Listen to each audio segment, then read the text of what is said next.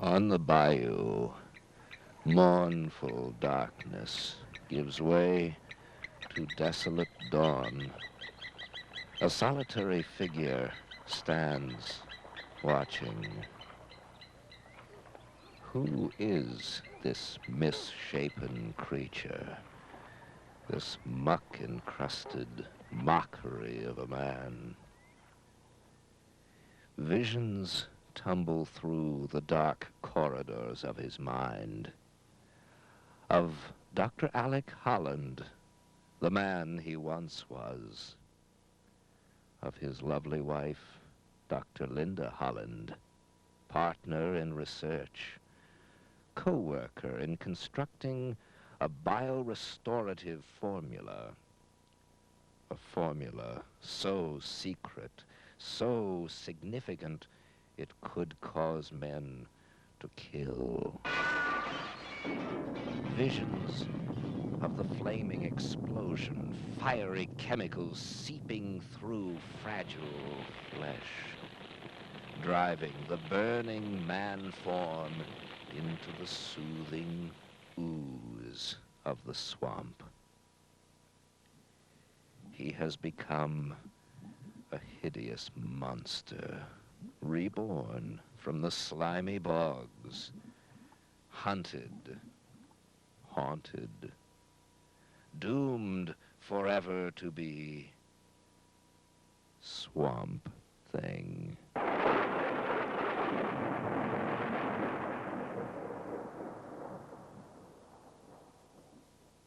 The saga of the Swamp Thing. The darkness cries, a long, mournful wail that writhes through the gnarled cypress branches like a breath of Hades' wind, skipping over the placid surface of the stagnant mire below. This is bayou country, a swampy, desolate marshland forsaken by civilized man, now inhabited by far less demanding creatures. Screaming herons stretch their sleek wings toward the angry heavens. Mottled bullfrogs sing their croaking night song in eager anticipation. Great reptiles loll uncaringly beneath the cloud-cloaked moon. And this night, this rainy, wind-swept night, impatient humanity intrudes itself into this primitive region once more. Humanity and something far less than human. The misshapen monstrosity presses deeper into the shadows surrounding the single wooden structure that rises from the bog, and his puzzled mind fairly crackles with thought. They will return. Those who killed me, they will return. And I will be waiting. Silently, the creature lurches forward into a driving wind and a rain filled with memories. That house, that smirking shell of a house, stands there taunting me, laughing as if it were responsible for all that has happened here.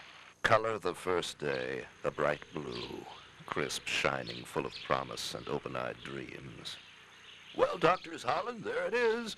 Only a refurbished barn, but we didn't have much notice of your coming. We understand, Lieutenant Cable. Washington wants to keep our presence here top secret. Seems we're priority one merchandise. Alec, please, you make us sound like something at a shopper's sale. Maybe you are, Mrs. Holland. The work you two are doing in biorestorative research is invaluable to the government. That's why we're stashing you here in this suburb of nowhere, to keep you out of the hands of other prospective shoppers. Oh, by the way, if you hear traffic, don't let it spook you. There'll be a patrol car in the area constantly. Wouldn't want to lose the merchandise. Alec, let's go inside. Gleaming new door hinges, wide open as the husband-wife research team enters the resurrected stable, their voices echoing hollow among the rafters. Thought of everything, didn't they? We've got enough equipment here for a dozen Dr. Frankensteins. Seems almost a shame we're not building a monster. Silly. I only hope they remembered to stock a refrigerator, because right now this little scientist is starving. Evening, a few days later, and the project is well underway. Well, sweetheart, what do you think? Are we ready to try it? Theoretically, yes, but I wouldn't want you to quote me. I hate to be proven wrong. But if we're right, Larger quantities of our chemical will be used to create gardens out of sweltering deserts. And that is definitely worth the effort. Well, can I quote you now? The compound worked better than... oh, Matt Cable at the door. Well, we better let him in, Linda.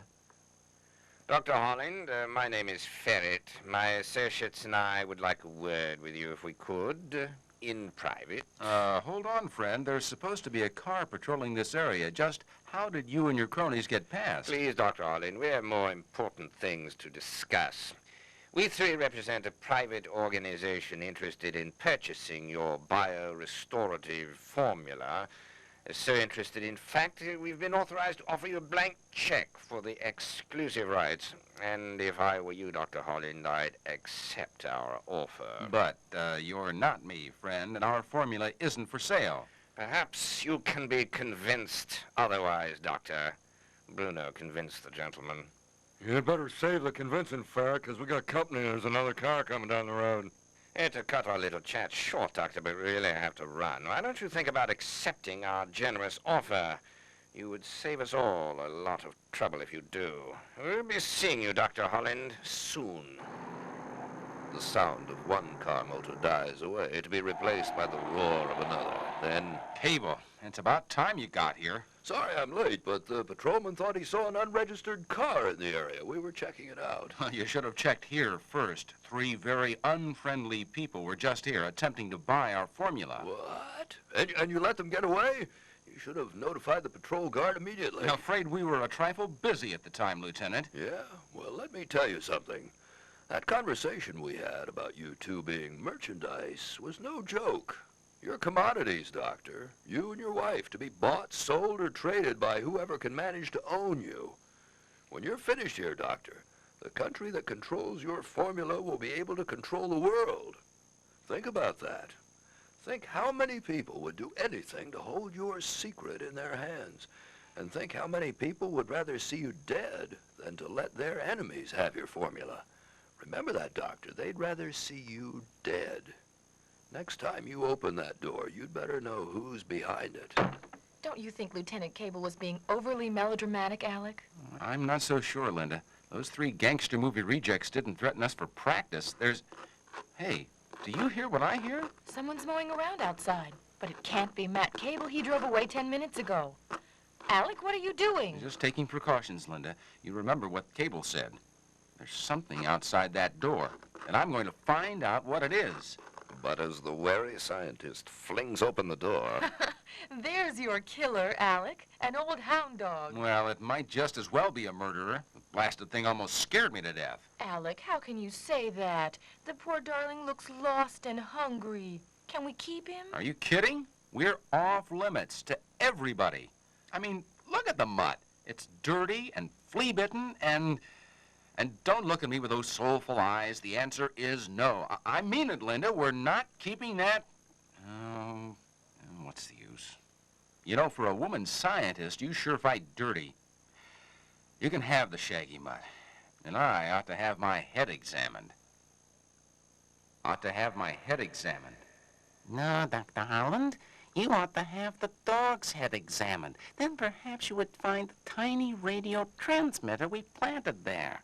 Perhaps, but I doubt it. Louisiana Blue to Mr. E, reporting as instructed. The Hollands have taken in the dog as expected, enabling us to monitor their lab at all times. Everything proceeding on schedule. Splendid, Agent Blue. You've done well. As soon as the good doctors complete their experimentation, you know what must be done. Send Ferret around to see them again with a repeat of our offer. If we can get the formula without any difficulty, all well and good. But if not, the Conclave has many enterprises that would be jeopardized by outside use of that compound. Thus, if we can't have it, nobody will. The Hollands and their formula must be destroyed. But when Ferret and his cohorts attempt to renew their offer... But, Dr. Holland, we came to you in good faith. Save it for the boys in blue, Ferret. My wife and I'll sleep a lot better knowing you 3 are behind bars. Sorry we can't accommodate you, Doc. Bruno, take him. He will not bother us, Ferret. Swell, then we can plant our little surprise package and get the heck away from this dump. Agreed. I want to be miles from here when our gracious gift blows. For a time, darkness reigns. And when Dr. Alec Holland crawls out of the Shadowland at last... Oh, feels like they dropped a mountain on my head. Hey, seems my playmates have decided to skip out. I wonder why they... Oh, my dear God, that thing is ticking. Gotta try to defuse it before... Imagine pain, so intense it defies description, as countless unclassified chemicals seep deep into throbbing, fume-enveloped flesh. Oh, my God. Oh, my dear God. Imagine what such terrible suffering can do to the fragile mind as it drives the stricken body forward, clawing desperately at the cool night air in hopes of some small comfort. Imagine relief as the smoldering man-shape reaches the soothing waters of the ever-present bog, then disappears soundlessly beneath its bubbling surface. A bitter wind whistles past the handful of saddened forms who stand together before a freshly filled grave. Poor Alec. If only I had been there, maybe... It wouldn't have helped, Mrs. Holland. Linda, the bomb destroyed every trace of your husband. If you had been there, it would have finished you too. Come on, let's head back to the lab. Look at this place. Spotlessly clean. You can hardly tell a man died here a few days ago.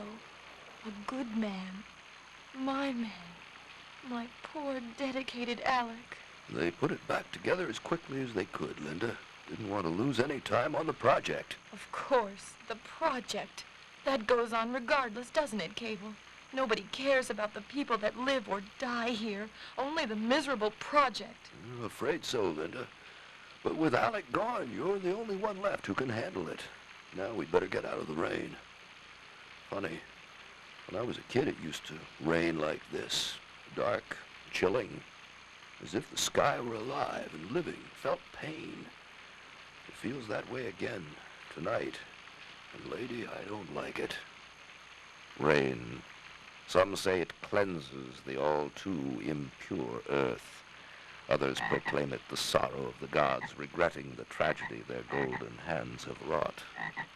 The tragedy that has long been known as man. But those who dwell in this timeless land care not for idle opinion. They're contented to bask in the seeming torrent until something sudden disturbs their repose, something that claws its way out of the grasping mire and into the light once more. Something that pulls itself upright on unsteady legs, searching its cloudy mind for a fragment of memory, then pauses, studying its gnarled, misshapen hands, examining the clusters of root, the crumbling chunks of moss, and in that frightening, mind-shattering second knows what it has become. A muck-encrusted, shambling mockery of life. A twisted caricature of humanity that can only be called Swamp Thing. But travesty though it may be, the creature breathes and thinks. Must be logical. Must gather my thoughts.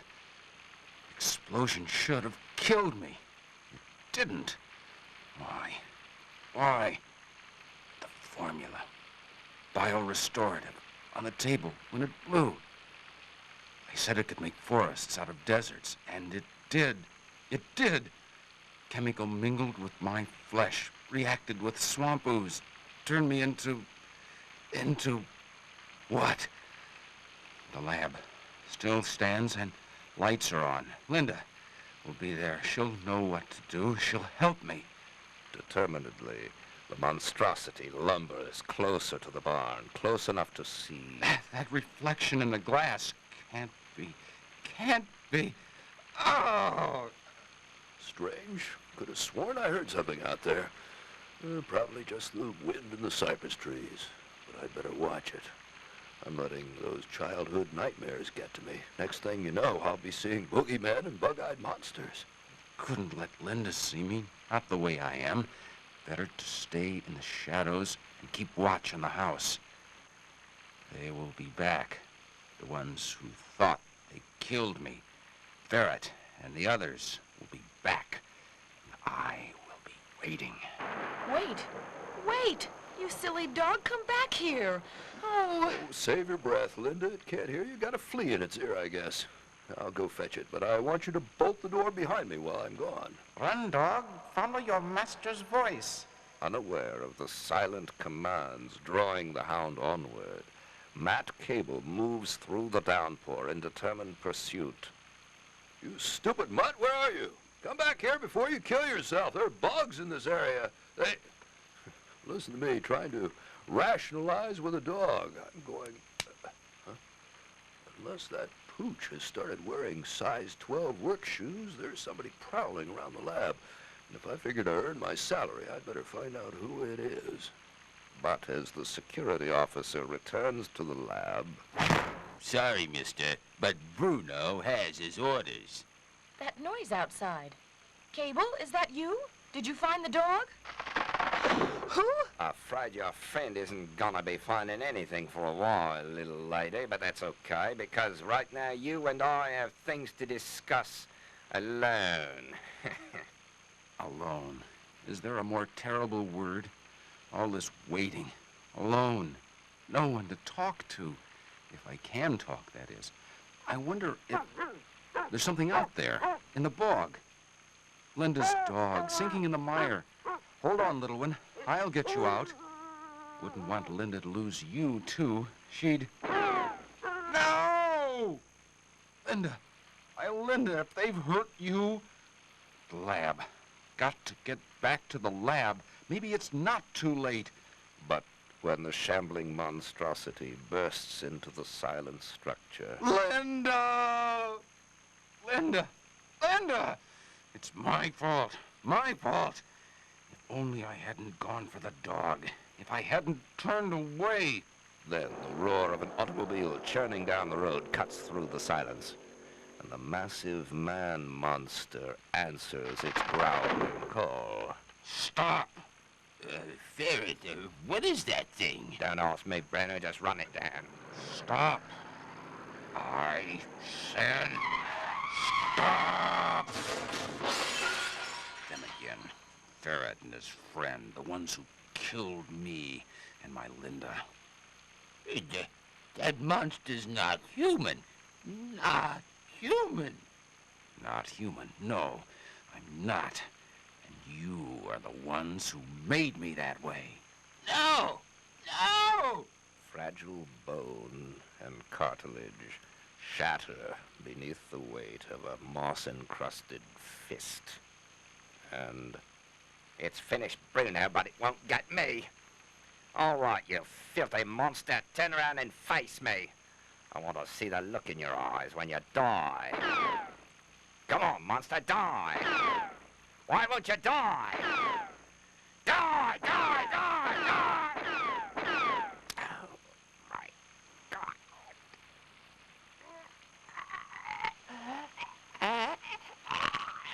And when Ferret's screaming has finally stopped, You can't kill a dead man, Ferret.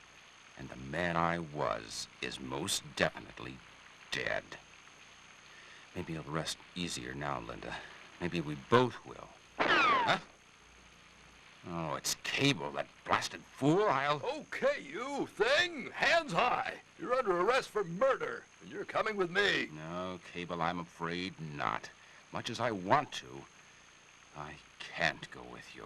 And Lord help me, I can't take you with me. Come back here, you monster! Come back!